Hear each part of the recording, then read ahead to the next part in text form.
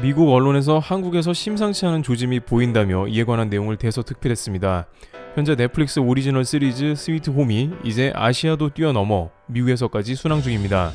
네이버 웹툰에서 2017년 10월부터 연재된 스위트 홈을 기반으로 한 넷플릭스 오리지널 시리즈가 싱가포르, 태국, 베트남, 대만, 필리핀과 같은 곳에서 모두 1위를 했고 중동에서도 사우디나 아랍에미리트에서 2, 3위에 올라서면서 그야말로 전 세계를 제패하는 모습이 나왔습니다. 스위트 홈을 본 글로벌 팬들은 이제 좀비물이 다소 식상하기도 해서 뭔가 더 재밌는 걸 찾았는데 다양한 몬스터들이 등장하고 파격적인 스토리, 등장 배우들의 열연 등으로 더욱 재밌어졌다면서 아시아를 뛰어넘어 말 그대로 전 세계로부터의 인기몰이를 한 것입니다. 결정적으로 스위트 홈은 초대형 시장 미국에서 넷플릭스 TV쇼 부분 3위를 기록했습니다. 아시아 최초일 뿐만 아니라 현재 이 자체가 매우 큰 의미를 갖는다고 풀이되고 있습니다. 왜냐하면 넷플릭스 본사에서 한국으로 더욱더 엄청난 자금이 쏟아질 것으로 보이는 것인데요. 넷플릭스 오리지널 시리즈가 이제 한국에서 대거 만들어지는 공식으로 연결되기 때문입니다. 넷플릭스는 지금까지 한국을 아시아의 주요 허브로 여기며 다양한 드라마 제작을 지원해왔습니다. 미국에서 OTT 1위 업체의 막강한 자금력이 있기 때문에 한국에서 제작을 엄두도 못 내는 제품을 밀어줍니다. 스케일이 큰 킹덤 같은 경우에는 회당 제작비가 20억에 이르는데 이 같은 제작비는 넷플릭스나 되어야 가능합니다. 넷플릭스는 글로벌 플랫폼이기 때문에 킹덤 한 작품으로 전 세계에서 수익을 발생시킬 수 있기 때문입니다. 한국은 좋은 콘텐츠를 만들고 넷플릭스는 다시 글로벌 수익금을 한국에 투자하는 선순환이 일어나는 것입니다. 넷플릭스는 이와 관련해 한국 콘텐츠가 세계적으로 확산될 수 있었던 주요 배경에는 넷플릭스의 역할이 있었다면서 넷플릭스가 한국 콘텐츠 제작을 위해 지난 2015년부터 약 5년간 투자한 금액은 약 7,700억 원이라고 밝혔습니다. 여기서 미국 언론은 이런 흐름을 캐치하고 한국의 드라마가 세계적인 현상이 되고 있다는 데 관심을 표했습니다. 미국 디지털 매체 바이스는 올해 한 해 한국 드라마의 인기가 전 세계적으로 증가했다고 최근 보도했는데요. 바이스는 2020년 넷플릭스에서 가장 인기가 있었던 한국 드라마를 소개하면서 올 한 해 넷플릭스를 통한 아시아권의 한국 컨텐츠 시청량이 크게 증가했다고 전했습니다. 이어 넷플릭스의 자료에 따르면 지난해 대비 한국 컨텐츠 시청량은 아시아 지역에서 약 4배, 미국, 캐나다, 포르투갈, 스페인 등 북미와 유럽에서는 약 2.5배 증가했다고 구체적인 수치를 설명했습니다. 이 매체는 그러나 한국 컨텐츠의 확산은 코로나19 사태로 인한 이동 제한 조치와 맞물려 이뤄졌다고 분석했습니다. 코로나 사태로 인해서 사람들이 집에서 할 수 있는 영상 매체 시청 시간이 크게 증가했는데 중요한 것은 많은 사람들은 이제 볼만한 컨텐츠만 본다는 것입니다. 넷플릭스의 컨텐츠 양은 실로 엄청나게 방대하기 때문에 그것을 일일이 보는 것은 불가능합니다. 또한 시간 내서 봤는데 생각보다 재미가 없는 경험도 싫은 것이죠. 바로 이때 한국의 킹덤 같은 기존의 재미가 보장된 한국 TV 시리즈가 크게 역할을 한 것입니다. 아시아 시장에서 큰 인기를 얻고 있던 한국 드라마가 다양한 매체로부터 노출이 잦아지며 시청이 급증한 거죠. 인터넷 커뮤니티의 A씨는 넷플릭스를 수년간 봐온 사람으로 콘텐츠는 많은데 볼 게 없다거나 막상 새로운 시리즈를 시작하기 부담스럽다고 전합니다. 바로 이럴 때 뭔가 보증된 브랜드 같은 것이 필요한 것이죠. 뮤에서는 이러한 한국 붐이 생기기 시작했다는 것입니다. 한국을 달고 나오면 볼만하다는 느낌이 반복된 것이죠. 2019년 미국 영화계를 뒤흔들어 놓은 봉준호 감독의 기생충은 한국 브랜드를 미국에 침투시켰습니다.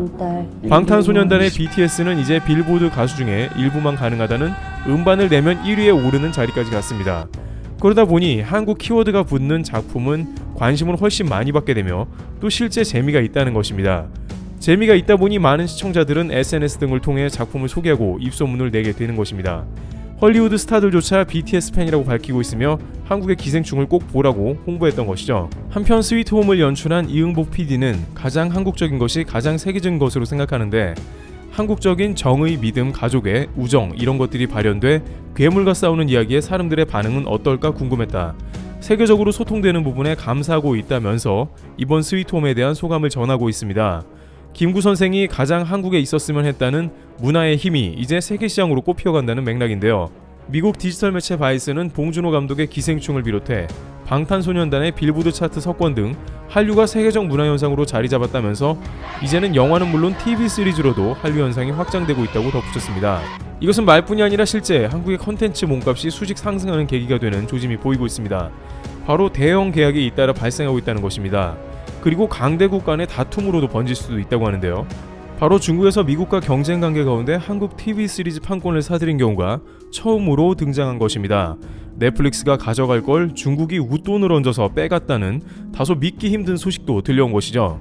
그런데 중국은 최근 사드로 인해서 중국 내 한국의 방송은 사실상 송출이 중단된 지 3년이 넘은 상황입니다. 또한 넷플릭스의 킹덤에서 나온 한복 인기가 치솟자 자국 드라마에 한복을 베껴서 투입시키는 등 한국의 문화 콘텐츠를 시샘 질투하면서 오히려 그것을 자기 것이라 억지 주장하는 모습만 보여왔습니다. 따라서 어차피 중국에서 방송도 안 하는데 어떤 한국의 TV 시리즈를 계약했으며 왜 그랬나도 궁금해지는데요. 그것은 시그널과 킹덤의 김은희 작가가 내년에 TVN을 선보일 지리산 판권을 계약한 것입니다. 중국의 글로벌 OTT 플랫폼 아이치를 통해 전세계 각국에서 동시 방영되는 계약을 한 것입니다. 정확한 금액은 알 수 없으나 일각에서는 판권만 300억 원 정도라는 말이 돌고 있을 정도입니다. 여기서 다시 한번 부각되는 것은 왜 넷플릭스가 아니고 어떻게 중국의 아이치가 판권을 샀는가인데요. 그것은 아이치가 판권을 매우 비싸게 주고서라도 반드시 한국 컨텐츠를 가져가겠다는 의지를 보였다는 것입니다. 가치 있는 작품을 자신의 플랫폼에 걸겠다는 것이죠. 지리산에는 중국에서 과거에 엄청난 인기를 몰았던 별에서 온 그대의 전지현이 출연하고 킹덤의 주지훈이 주인공으로 나와서 큰 기대를 모으고 있는 작품이라는 점도 역할을 했습니다. 이렇게 한국의 드라마를 놓고 마쿠에서 거대 자본 간의 충돌이 일어나고 있는 것입니다. 좀 더 들여다보면 한국의 컨텐츠를 놓고 미국과 중국의 거대 OTT 플랫폼의 경쟁이 가속화된다는 것입니다. 앞으로 한국이 어떠한 작품을 만들어 내놓으면 미중 간에 한국을 놓고 경쟁이 벌어진다는 것입니다. 중국 아이치 플랫폼은 거대 자본으로 그저 작품을 플랫폼에 올려놓는 역할만 하기 때문에 당연히 인기 있는 좋은 퀄리티의 컨텐츠를 메인에 배치하기 위해서 부단히 애를 쓸 것입니다. 만약 이 가운데 한알령이 해제가 되고 본격적으로 중국 내에서 한국 컨텐츠 방영이 가능해지기 시작하면 한국의 주요 컨텐츠들은 중국 OTT를 점령하면서 다수의 중국 프로그램도 밀어낼 것으로 관측됩니다. 그렇게 되면 고질적인 한국 방송 베끼기나 불법 다운로드 같은 저작권 문제도 다소 줄어들 것입니다.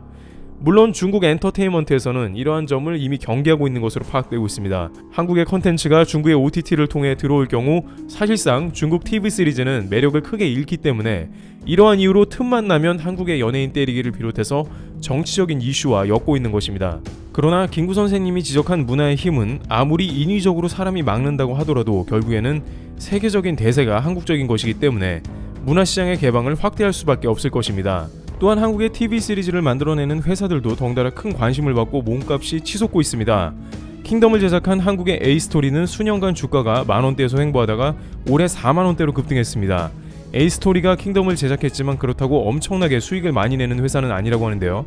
경제계에서는 이렇게 주가가 오른 것은 한국의 문화 콘텐츠의 가능성을 높게 보고 회사 가치 자체가 오른 것이라고 전합니다. 마치 테슬라의 미래 가치 때문에 주가가 비싸듯이 한국의 컨텐츠 제작 업체도 고평가가 되는 것입니다.